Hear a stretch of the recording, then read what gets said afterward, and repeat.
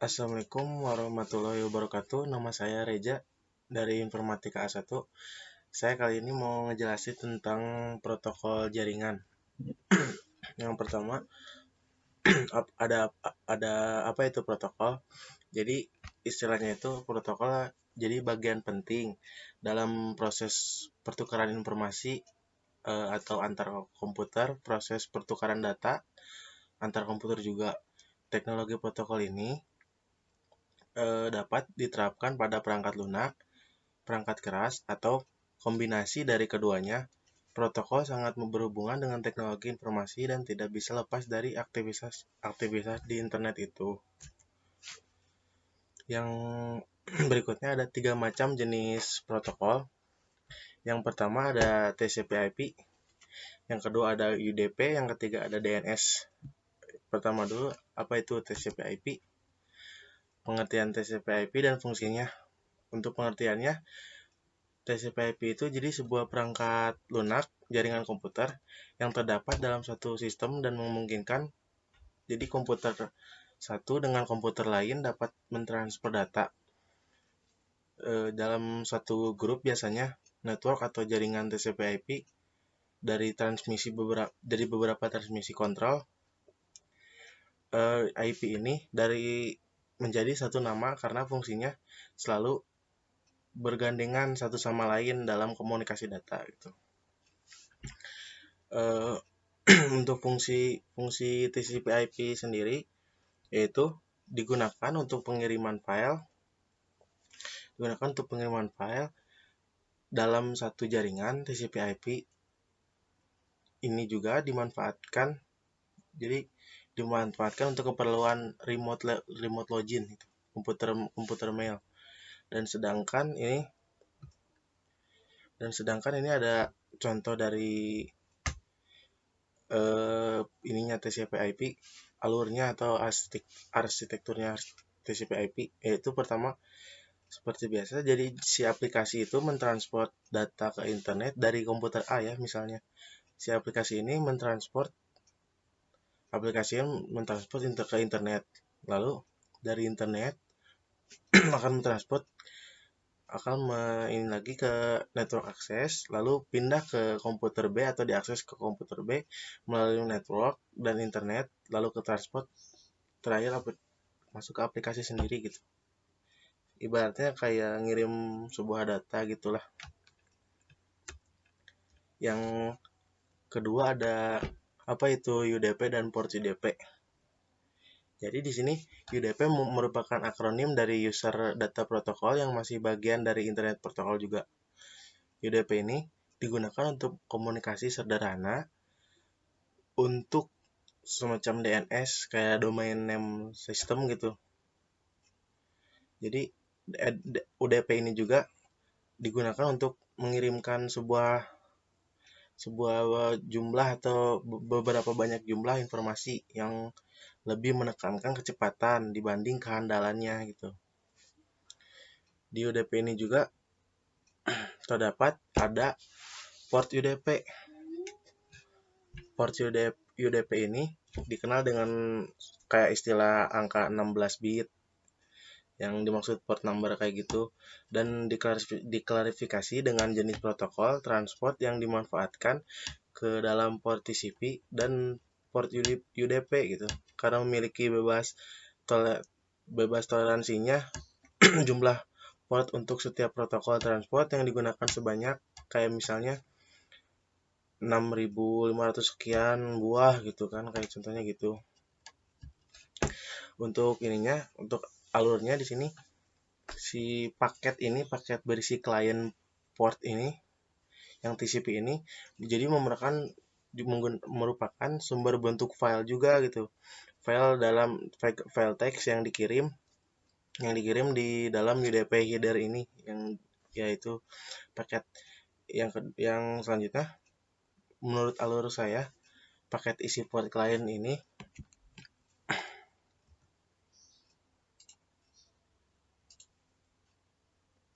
lanjut dari yang selanjutnya, paket yang untuk pengiriman itu yang berisikan port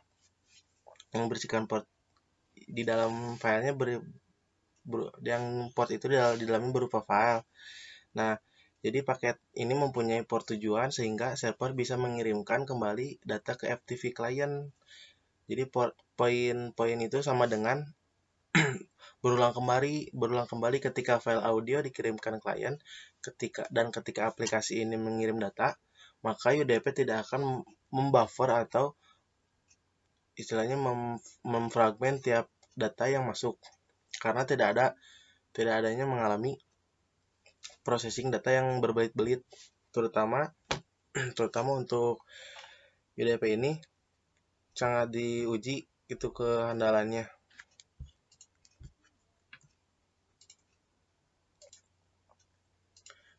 Yang selanjutnya ada DNS. Apa itu DNS dan fungsinya?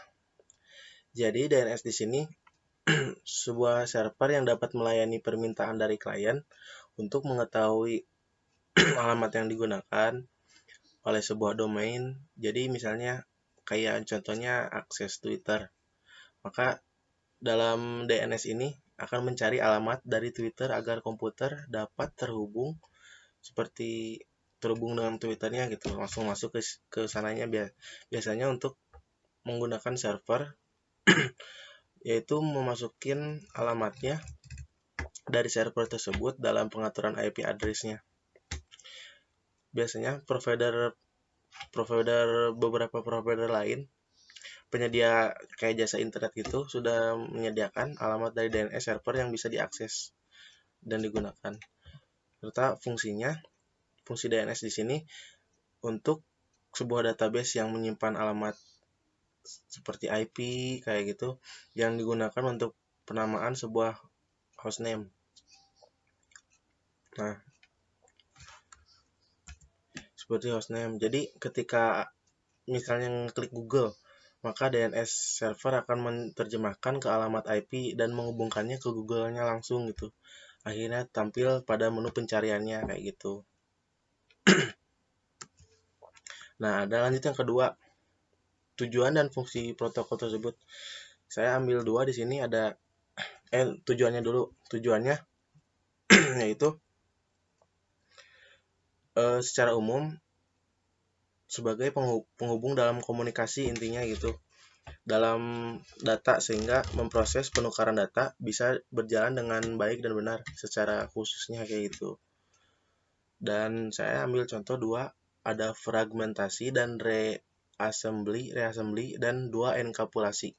Yang pertama dulu ada fragmentasi, reassembly dan reassembly. Jadi pada bagian informasi ini yang dikirim menjadi beberapa paket data dari sisi pengirim. Jika setelah sampai di penerima, paket data yang itu tuh akan digabungkan menjadi paket berita yang lengkap gitu. Yang enkapsulasinya yaitu seperti kayak proses pengiriman juga, data yang dilengkapi dengan alamat dan kode-kode koreksinya kayak gitu. Lanjut ada arsitektur protokol itu. Yang bagiannya yang arsitektur protokol, yang pertama ada application layer, yaitu berfungsi untuk mendefinisikan aplikasi gitu yang dijalankan pada jaringan. Yang keduanya yang transport layernya itu mendefinisikan cara untuk melakukan pengirimannya data antara end to end host secara ibaratnya handal gitulah. Yang internet layernya mendefinisikan bagaimana hubungan dapat terjadi antara dua pihak yang berbeda pada jaringan yang berada seperti network layer pada OSI. Contohnya kayak gitu.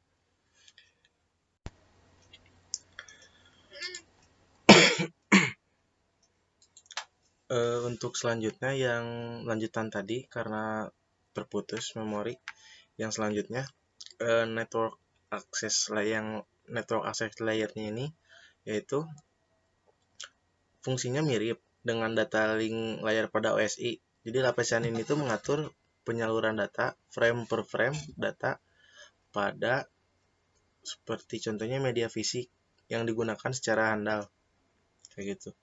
Yang terakhir physical layer yang mendefinisikan besaran fisik seperti media komunikasi, tegangan, arus kayak gitu contohnya. Lapisan ini juga dapat bervariasi bergantung pada medianya komunikasi pada jaringan yang bersangkutan seperti itu. Yang terakhir ada apa kekurangan dan kelebihannya? Menurut saya kekurangannya, jadi kalau misalnya atau server atau host tersebut belum terproteksi terhadap jenis serangan ini, server akan crash atau ngehang kayak gitu. Untuk cara penanggulangannya atau cara mengatasinya,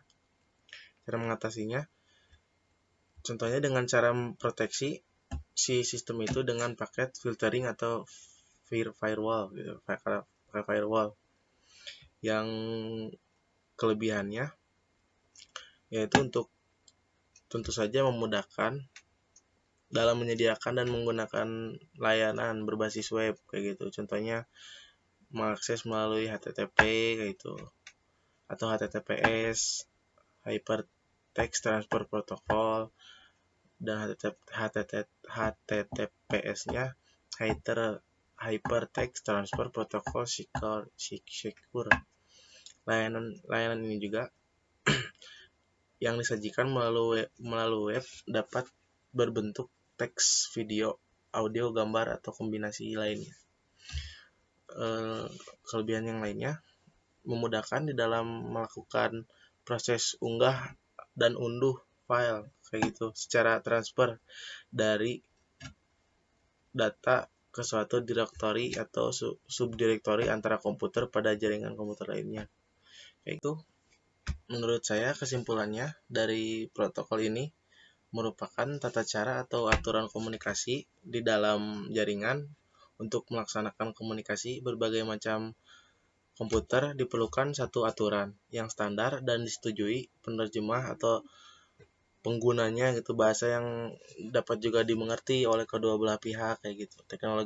Sedangkan teknologi jaringannya merupakan serangkaian menurut saya serangkaian kayak interkoneksi antara teknologi yang saling berhubungan satu sama lain. Dengan perkembangan ini yang sangat pesat dalam setiap hal yang dilakukan oleh jaringan ini akan berhubungan dengan yang namanya teknologi. Sekian dari saya. Maaf bila ada kesalahan kata. Wassalamualaikum warahmatullahi wabarakatuh.